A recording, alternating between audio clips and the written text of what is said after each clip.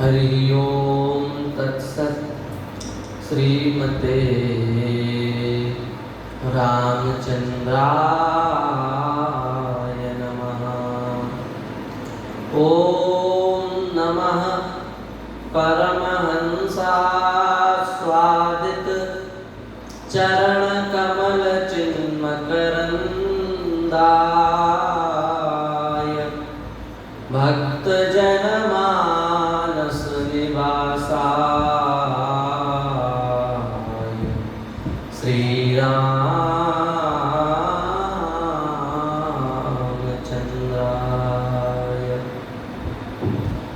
वागीशायस्य वदने श्रीलक्ष्मीर्यस्य च वक्षसि यस्यास्ते हृदये संवित् तं नृसिंहमहं भजे। प्रह्लाद नारद पराशर पुंडरीक व्यासाम्बरीश शुक शौनक भीष्मदाल्भ्यान् रुक्माङ्गदार्जुन वसिष्ठ विभीषणादि पुण्यानिमान् परमभागवतान् नमामि। वाञ्छाकल्पतरुभ्यश्च कृपा सिन्धुभ्य एव च पतितानां पावनेभ्यो श्रीवैष्णवेभ्यो नमो नमः। भक्त भक्ति भगवंत गुरु चतुर नाम बपु एक, इनके पद वंदन किए नाशत विघ्न अनेक। हरि शरणं हरि शरणं हरि शरणं हरि शरणं। निखिल हे अप्रत्यनीक भक्तवांछा कल्पतरु भक्तवत्सल शरणागत वत्सल दीनबंधु दया सिंधु कृपा सिंधु भक्तवांछा कल्पतरु नंदनंदन श्याम सुंदर एवं वृषभानुनंदिनी श्री राधा रानी की महती कृपा करुणा से हम सभी जीवन का सर्वोत्कृष्ट फल सत्संग लाभ प्राप्त कर रहे हैं। यह श्री ठाकुर जी की विशेष कृपा है। श्रीमद् भागवत में भगवान को प्राप्त कराने वाले परम सुगम मार्ग का विवेचन किया गया है। इस विषय में हम पहले भी आपसे निवेदन कर चुके हैं। स्वतंत्र व्याख्यान इस विषय पर हम दे चुके हैं कि इस श्रीमद् भागवत में मोक्ष की भी अभिसंधि को निरस्त कर देने वाले परम धर्म का निरूपण किया गया है। अब श्रीमद् भागवत का आद्योपांत अनुशीलन करने के बाद में एक बात और ध्वनित होती है, वह यह कि श्रीमद् भागवत में भगवान के भक्तों की कथा है। भक्त भक्ति भगवंत गुरु चतुर नाम वपु एक। श्री नाभादास जी ने भक्तमाल में कहा कि भक्त तत्व, भक्ति तत्व, भगवंत तत्व और गुरु तत्व, इन चारों में भेद नहीं है। भक्त तत्व, भक्ति तत्व, भगवंत तत्व और गुरु तत्व एक ही है। और यदि इन चारों में भी किसी एक का प्रतिपादन करना हो, भक्त भक्ति भगवंत और गुरु, इन चारों में यदि किसी एक को विशेष बताना हो तो वस्तुतः है तो चारों बराबर, पर यदि विशेषता बतलानी है तो भक्त तत्व की बतलानी है, क्योंकि भक्ति भी भक्त की स्तुति कर रही है, भक्त भी भक्त की स्तुति कर रहा है, और भगवान भी भक्त की स्तुति कर रहे हैं, और गुरु भी भक्त की स्तुति कर रहा है। भक्त भी भक्त की स्तुति कर रहा है, भक्ति भी भक्त की स्तुति कर रही है, भगवान भी भक्त की स्तुति कर रहे हैं, और गुरु भी भक्त की स्तुति कर रहे हैं। इसलिए इन चारों में श्रेष्ठ तत्व भक्त तत्व है। देखो श्रीमद् भागवत के परम पुराणोक्त महात्म्य में श्री भक्ति महारानी नारद जी की स्तुति कर रही हैं। जयति जगति मायां यस्य कायादवस्ते वचन रचनमेकं केवलं चाकलय्य ध्रुवपदमपि यातो यत्कृपातो ध्रुवोऽयं सकलकुशलपात्रं ब्रह्मपुत्रं नतास्मि। इस श्लोक में भक्ति महारानी ने नारद जी की स्तुति की। वे कह रही हैं कि हे नारद जी, आप धन्य हैं, आपके वचनों का आश्रय लेकर के प्रहलाद भी राक्षस योनि में दैत्य कुल में उत्पन्न होने के बाद भी भगवान को प्राप्त कर चुके, और ध्रुव भी आपकी वाणी का आश्रय लेकर के अटल ध्रुवपद को प्राप्त हो गए। इसलिए आपको नमस्कार है। ब्रह्मपुत्रम नतास्मि, हे ब्रह्मा जी के पुत्र नारद जी, हम आपको नमस्कार कर रहे हैं। तो भक्ति भी भक्त की स्तुति कर रही है, और भगवान भी भक्त की स्तुति कर रहे हैं। भगवान जब प्रभासक क्षेत्र में पहुँचे और वहाँ पर सभी ब्रजवासी भी वहाँ पर एकत्रित हुए, भगवान की पटरानियाँ और 16,000 रानियाँ भी वहाँ पर आईं, सबका विशाल संगम हुआ। वहाँ पर भगवान ने ऋषि मुनियों से यह बात कही है। भगवान कह रहे हैं कि ते पुनन्त्युकालेन यूयं दर्शन मात्रतः, हमारे जो विग्रह हैं, हमारी जो मूर्तियां हैं, हमारे जो पाषाण विग्रह हैं, वे उतने शीघ्र पवित्र नहीं कर सकते जितने शीघ्र आपके दर्शन से जीव पवित्र हो जाता है। संत के दर्शन करने से जीव जितनी शीघ्र पवित्र हो सकता है, उतने शीघ्र भगवान के दर्शन से भी पवित्रता नहीं आती है। भगवान ने स्वयं अपने श्री मुख से 3-4 बार कहा है, 3 बार तो कहा है। तो भगवान भी भक्त की स्तुति कर रहे हैं, और गुरु तत्व ने भी भक्त की स्तुति की। जब श्री ध्रुव जी महाराज विमान में बैठ करके भगवत धाम प्रस्थान कर रहे थे, उस समय श्री नारद जी ने वीणा बजाते हुए तोदयन, वहां श्रीमद् भागवत में लिखा तोदयन तुदप व्यथने, विधिवत वीणा वादन करते हुए श्री नारद जी ने उन्मुक्त कंठ से श्री ध्रुव जी की स्तुति की। इसलिए भक्ति के द्वारा भी भक्त वंदनीय है, स्तुत्य है, भगवान के द्वारा भी भक्त स्तुत्य है, वंदनीय है, और गुरु के द्वारा भी भक्त स्तुत्य वंदनीय है। इसलिए चारों तत्वों में सर्वश्रेष्ठ तत्व भक्त तत्व है। उसी भक्त तत्व का प्रतिपादन श्रीमद् भागवत में आद्योपांत हुआ है। प्रथम स्कंद से लेकर के 12 स्कंद पर्यंत श्रीमद् भागवत को यदि हम समझेंगे तो यह बात हमारे समझ में आ जाएगी कि ये 12 स्कंद भक्त तत्व का ही प्रतिपादन कर रहे हैं। पहले स्कंद में कुंती माता का चरित्र है, पांडवों का चरित्र है, नारद जी के पूर्व जन्म का चरित्र है। ये सब कौन है? परम भक्त हैं, परम भक्ता हैं। कुंती माता के विषय में तो लिखा है कि कुंती माता ने जैसे ही सुना कि भगवान अपने परम धाम को चले गए हैं, उसी प्रकार उसी समय कुंती माता ने अपने प्राणों का परित्याग कर दिया। जैसे राम जी के वियोग में श्री दशरथ जी ने अपने प्राणों का परित्याग कर दिया था, उसी प्रकार से श्री कृष्णचंद्र के वियोग में कुंती माता ने अपने प्राणों का परित्याग कर दिया था। तो प्रथम स्कंद में भी भक्त चरित्र है, भक्त परत्व ही है प्रथम स्कंद में। परम भक्त श्री नारद जी का चरित्र प्रथम स्कंद में है। तो प्रथम स्कंद भी भक्त चरित्र है, और द्वितीय स्कंध में भी भक्त चरित्र है। ब्रह्मा जी का चरित्र है, ब्रह्मा जी की कथा आई है, चतुश्लोकी भागवत का ब्रह्मा जी ने नारद जी को उपदेश किया, इसलिए द्वितीय स्कंध भी भक्त चरित्र है और तृतीय स्कंध भी भक्त चरित्र है। कर्दम जी का संवाद, माता देवहूति का संवाद,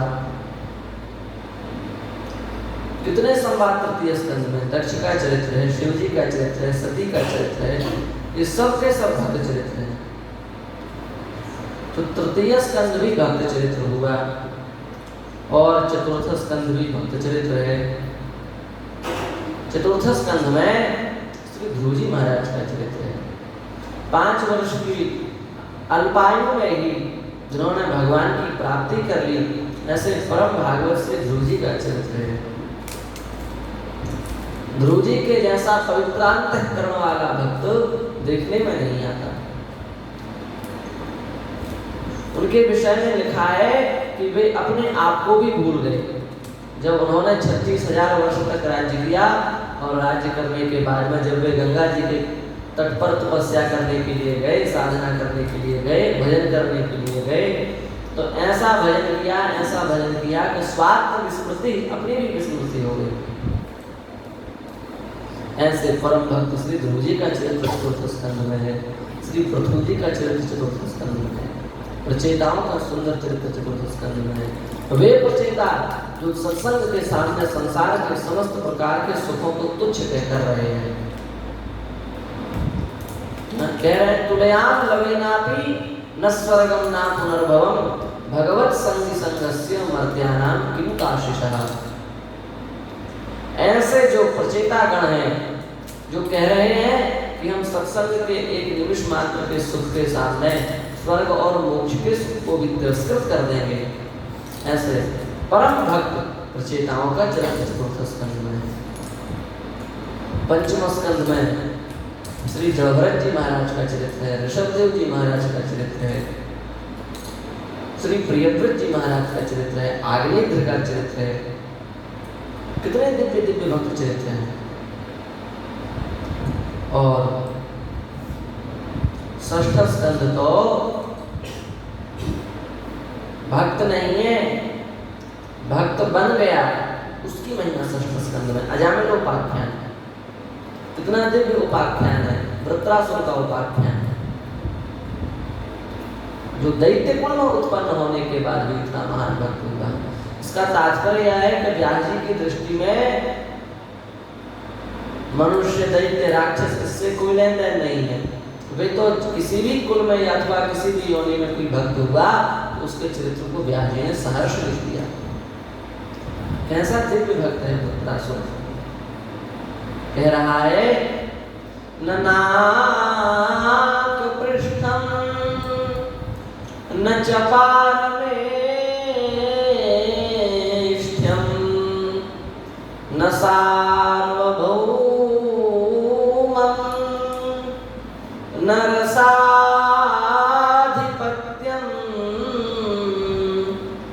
न योग सिद्धि पुनर्भवं वा समञ्जसत्वा विरह्यकाङ्क्षे अजातपक्षा इव मातरं खगाः स्तन्यं यथा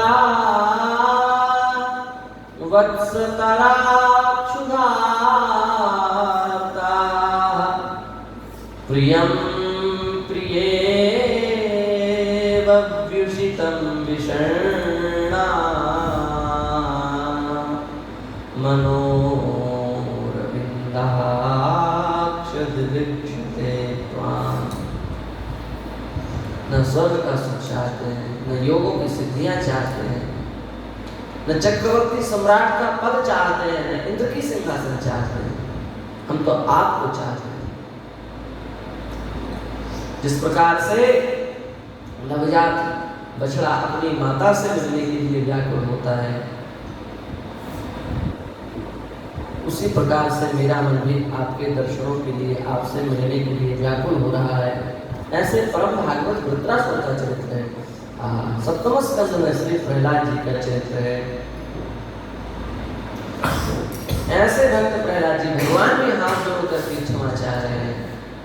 श्री नृसिंह भगवान जिनके सामने भगवती लक्ष्मी भी अपना धैर्य बांध करके खड़ी नहीं हो पाई, ब्रह्मा जी भी जिनके सामने नहीं खड़े हो पाए, वे नृसिंह भगवान प्रहलाद जी से क्षमा मांग रहे हैं। वे कह रहे हैं कि हमें विलंब हो गया, तुम हमें क्षमा कर दो। ऐसे प्रहलाद जी का चरित्र, जो जिनके सामने श्री लक्ष्मी जी भी खड़ी नहीं हो पा रही, उन्हीं प्रहलाद जी को भगवान अपने उन प्रहलाद जी के ऊपर भगवान अपना वरदहस्त बढ़ा रहे हैं। कितना दिव्य श्लोक है। स्वपाद मूले पतितं तमर्भकं विलोक्य देव कृपया परिप्लुता उत्थाप्य तच्छीर्ष्ण्य दधात् कराम्बुजम् कालाहिमित्रस्तधियां कृतावयम्। अपने चरणों के नीचे उस अर्भक छोटे से बालक को लेटा हुआ देख करके, साष्टांग हुआ देख करके ठाकुर जी से आ नहीं गया। विलोक्य देवा, देवा माने श्री नृसिंह भगवान ने उसको देखा और देख करके कृपया परिप्लुता, कृपा से, करुणा से श्री नृसिंह भगवान का हृदय भर गया। उत्थाप्य, उठा लिया और उठा करके तच्छीर्ष्ण्य दधात् कराम्बुजम्, अपना अंबुज रूपी हस्त, अंबुज माने कमल के समान अपना वरद हस्त उत्थाप्य, प्रहलाद जी को उठा करके तच्छीर्ष्ण्य उनके मस्तक पर अर्धात रख दिया। भगवान का वरद हस्त कैसा है, उसकी क्या विशेषता है? बोले कालाहिमित्रस्तधियां कृतावयम्, काल रूपी सर्प से जो त्रस्त हैं, ऐसे त्रस्त प्राणियों को अभय प्रदान करने वाला भगवान का दिव्य वरद हस्त है। ऐसा विलक्षण दिव्याति दिव्य वरद हस्त भगवान ने प्रहलाद जी के मस्तक पर रख दिया। ऐसे महान भक्त प्रहलाद जी का चरित्र है। भगवान भी हाथ जोड़ कर कह रहे हैं, ये प्रहलाद तुम इतने कष्ट भोगते रहे और हम अभी तक नहीं आए, हमको आने में बड़ा विलंब हुआ, हमें क्षमा करो, हम तुम्हारे क्षमा प्रार्थना। ऐसे महान भक्त प्रहलाद जी का चरित्र है। अष्टम स्कंद में भी मनु महाराज का चरित्र है, प्रियव्रत का चरित्र है। नहीं, मनु जी का चरित्र है अष्टम स्कंद में, प्रियव्रत का तो पंचम स्कंद में है। मनु महाराज का चरित्र है, सत्यव्रत मनु का चरित्र है। कितना दिव्य चरित्र है। भगवान हाथ जोड़ करके कह रहे हैं, हमारी रक्षा कर लो, और रक्षा बस मत कर लो, बड़े हो गए तब भी कह रहे हैं हमारी रक्षा कर लो, हम आपकी शरण में हैं। और भगवान ने सत्यव्रत मनु को पार करा दिया। ऐसे सत्यव्रत मनु का चरित्र नवम स्कंद तो भक्त चरित्र ही है। वंशानुचरितम चैव, वंशानुचरित, भगवान के जितने भी भक्त हुए उन सबका एक साथ वर्णन संक्षेप में श्री व्यास जी ने नवम स्कंद में कर दिया। और दसम स्कंद तो भैया भक्त चरित्र ही है। दसम स्कंद में तो भक्तों का ही चरित्र है, गोपियों का चरित्र है, उग्रसेन महाराज का चरित्र है, यशोदा जी का चरित्र है, नंद बाबा का चरित्र है, उद्धव जी का चरित्र है, 10वें स्कंद में भी भक्त चरित्र है, गोपियों का चरित्र है, जिनको प्रेम की ध्वजा कहा गया है। गोपी प्रेम की ध्वजा, जिनके विषय में स्वयं भगवान उद्धव जी से कहते हैं तामन मनस्का मत प्राणा मदर थे त्यक्त रही। उनके प्राण मेरे प्राण अलग अलग नहीं रह गए हैं। गोपियों के तन मन प्राण तो हमारे भीतर समाये हुए हैं। ऐसी महाभाव स्वरूपा प्रेम की ध्वजा, जिनके चरणों की रज का आश्रय लेने के लिए उद्धव जी ने प्रार्थना की, ऐसी गोपियों का चरित्र है। उद्धव जी जैसे ज्ञानी भी व्रज में आकर के कहने लगे आसाम हो चरण रेणु जुषाम श्याम वृंदावने किमपि गुल्मलतौ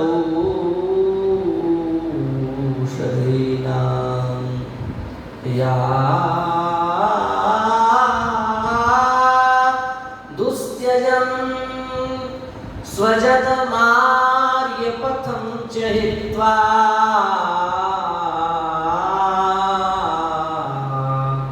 भेजुर्मुकुंद पदवी श्रुतिभिर्विज्ञान। आशा हो, हम आशा करते हैं चरण रेणु जुषाम अहम श्याम, हम इन गोपियों की चरण रज को प्राप्त करें, इन गोपियों की चरण रज में लौटते रहें। कैसे? बोले वृंदावने, इस दिव्य वृंदावन में किमपि कुछ भी बन जाऊं क्या, फिर भी अपनी इच्छा तो बताओ, क्या बनना चाहते हो? बोले मनुष्य बनने के लायक हमारे पुण्य न हो तो गुल्मलत औषधि नाम, किसी औषधि के रूप में मैं आ जाऊं, किसी लता के रूप में मैं आ जाऊं, किसी वृक्ष के रूप में मैं खड़ा हो जाऊं। क्यों? उनकी चरणों की रज क्यों चाहते हैं आप? क्या विशेषता दिखी आपको उनमें? या दुस्त्यजन स्वजन मार्य पथम चहित्वा, अत्यंत दुस्त्यज जो संसार की प्रति आसक्ति है, राग है, स्वजनों के प्रति जो संबंध है, उस अत्यंत दुस्त्यज संबंध को भी क्षण भर में ठुकरा करके जो भगवान के मार्ग में आगे बढ़ गई। या दुस्त्यजन स्वजन मार्य पथम चहित्वा, हित्वा माने ओवाक त्यागे, त्याग करके जो आगे बढ़ गई। भेजु मुकुंद पदवी श्रुतिभिर्विज्ञान, श्रुतिभिर्विज्ञान, श्रुतियों के द्वारा भी जो खोजे जा रहे भगवान के चरण कमल हैं, उन भगवान के चरण कमलों का गोपियों ने वर्ण कर दिया। इसलिए उद्धव जी भी कह रहे हैं वंदे नंद ब्रज श्रीराम पादरेणुवीक्ष्णसा यासां हरिकथोद्गीतं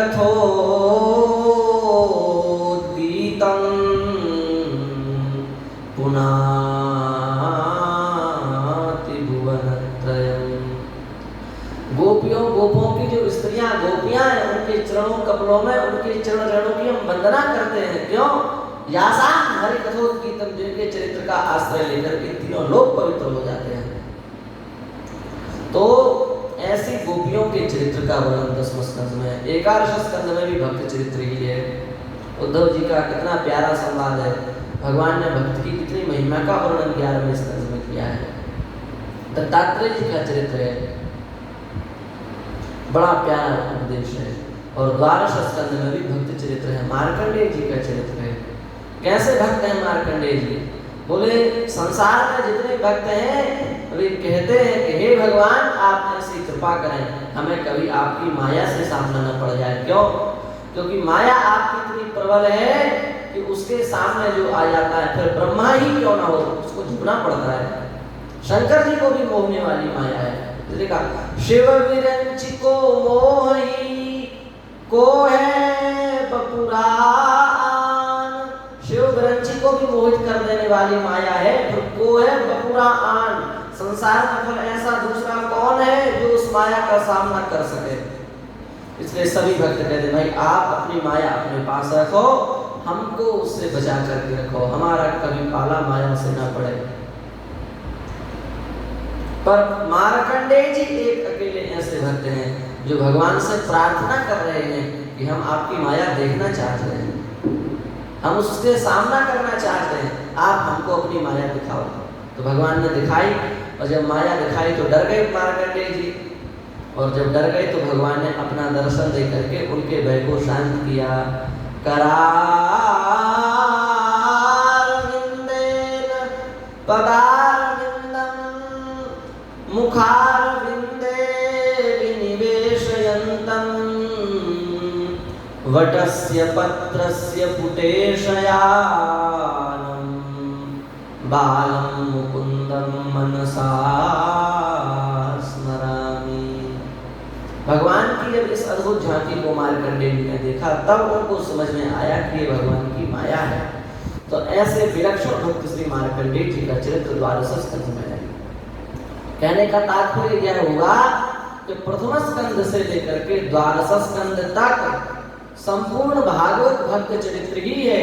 श्री नाभादास जी का भी एक ही उद्देश्य है, भक्त की महिमा को प्रकाशित करना।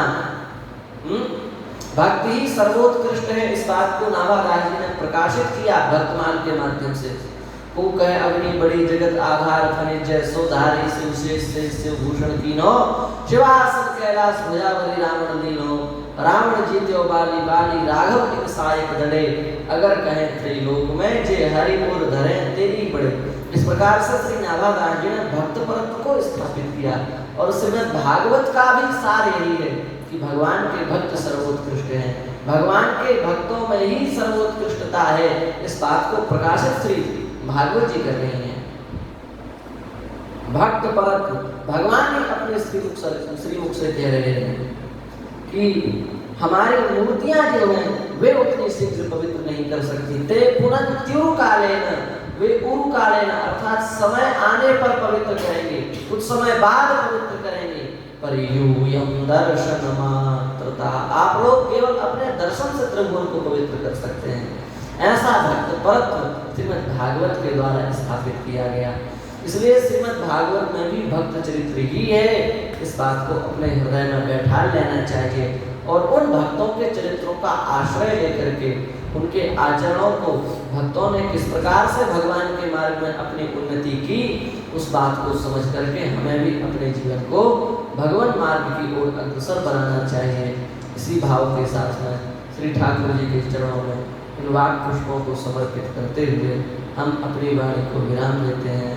श्री वृंदावन बिहारी लाल की